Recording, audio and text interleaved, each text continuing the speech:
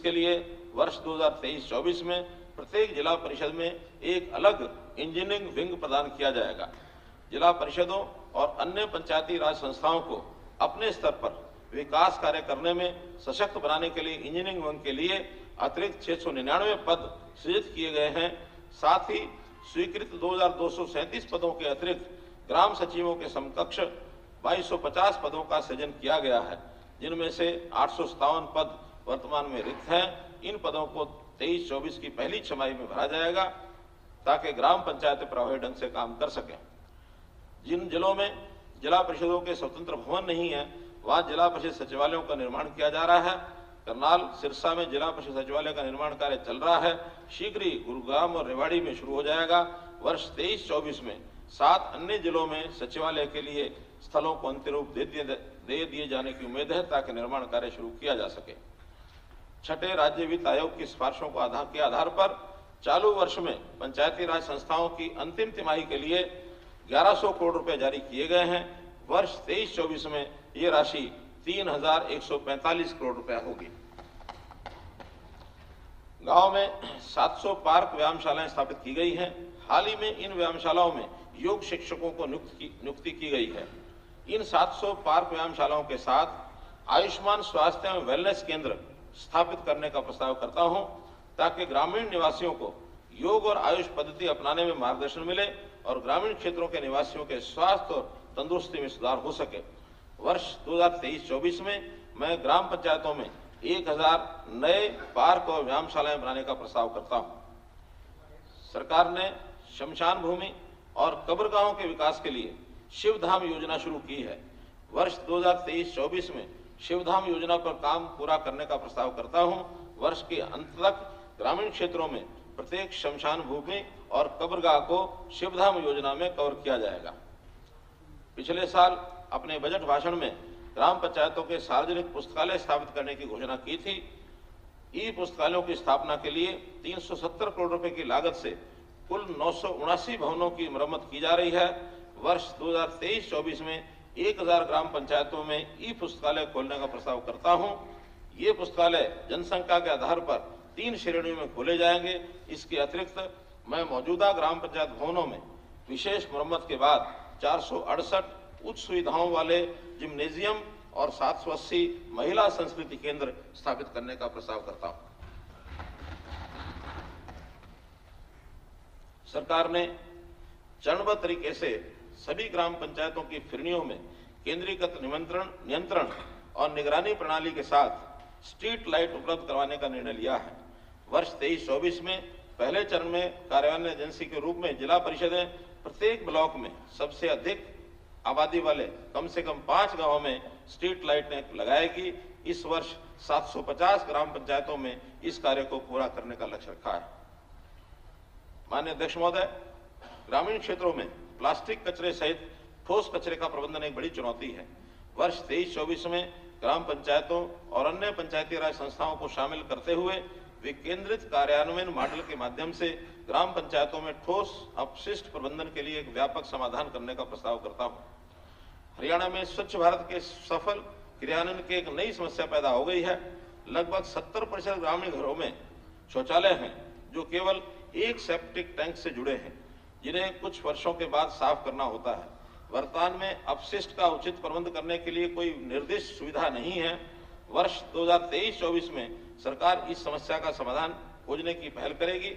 उदाहरण के तौर पर मौजूदा 108 सीवरेज उपचार संयंत्रों के 10 किलोमीटर के दायरे में स्थित 1500 ग्राम पंचायतों में मलयुक्त गाद का उचित संग्रह और परिवहन सुनिश्चित किया जाएगा। इसके साथ ही सरकार जिले के खंड मुख्यालय जहां 20 किलोमीटर के दायरे में कोई एसटीपी स्थित नहीं है में एक मलयुक्त गाद उपचार संयंत्र की स्थापना की प्रक्रिया भी शुरू करेगी। स्वच्छ भारत मिशन ग्रामीण के तहत गोवर्धन योजना के तहत 22 बायोगैस प्लांट स्थापित किए जाने हैं। हिसार और भिवानी जिले में 2 बायोगैस संयंत्र स्थापित किए गए हैं, जबकि अंबाला, चरखी दादरी, रोहतक, नूंह, रेवाड़ी, सिरसा और यमुनानगर जिलों में 7 बायोगैस संयंत्र वर्ष 23-24 में चालू होने की संभावना है। ग्राम दर्शन पोर्टल के रूप में एक अनूठी पहल की है। पिछले साल लागू की गई ग्रामीण क्षेत्रों में रहने वाले लोग ग्रामीण कार्यों के लिए अपनी मांगों को सीधे उठा सकते हैं। जनप्रतिनिधियों की संतुष्टि और संबंधित सरकारी अभिकरण द्वारा व्यवहार्यता की जांच के आधार पर विकास कार्यों को क्रियान्वित करने हेतु प्रारंभ किया जा सकता है।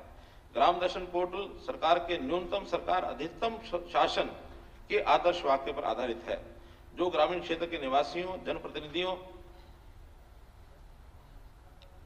और क्रियान्वयन सरकारी एजेंसियों के बीच सीधा संवाद स्थापित करता है। इस पोर्टल पर 13,351 से अधिक मांगे प्राप्त हुई हैं, जिनमें से 6,925 मांगों की सिफारिश जनप्रतिनिधियों ने की है। मुझे उम्मीद है कि आने वाले महीनों में ग्राम दर्शन पोर्टल के कामकाज को सुव्यवस्थित किया जा सकेगा, ताकि शासन के इस उपाय का प्रभाव व्यापक रूप से महसूस किया जा सके। प्रधानमंत्री कृषि सिंचाई योजना राज्य के 8 जिलों में क्रियान्वित की जा रही है। इस योजना के तहत न्यू जनरेशन वाटरशेड परियोजनाओं के लिए 80 करोड़ रुपए की 9 परियोजनाओं को अगले 5 साल में लागू किया जाएगा। ये जिले भिवानी, चरखी दादरी, गुरुग्राम, महेंद्रगढ़, यमुनानगर होंगे।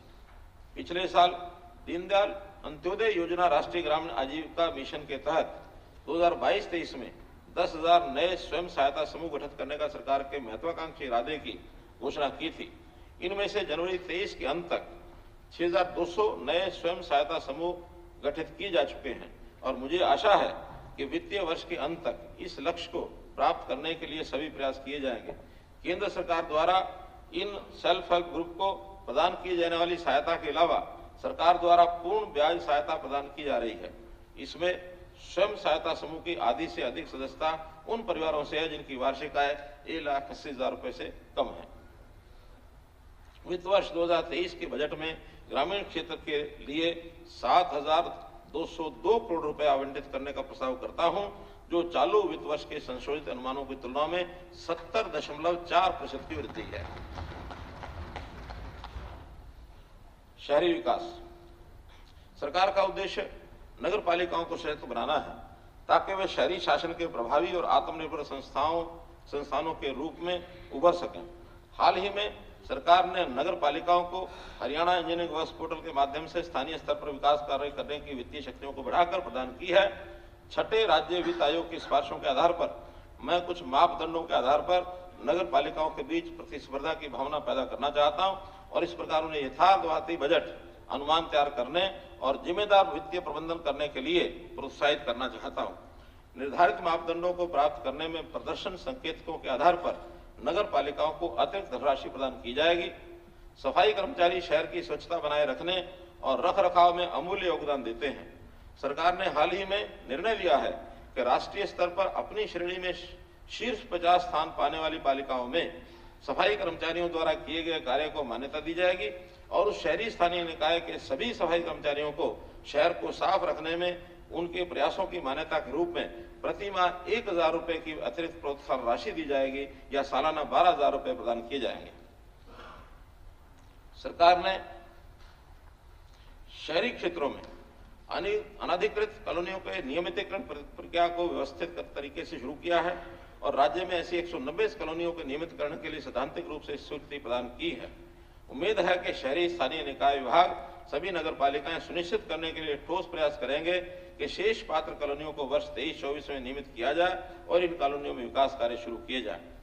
शहरी क्षेत्रों में पर्यावरण, सामाजिक, सांस्कृतिक बुनियादी ढांचे के विकास को बढ़ावा देने के लिए दिव्य नगर योजना के लिए दिशा निर्देश हाल ही में अधिसूचित किए गए हैं।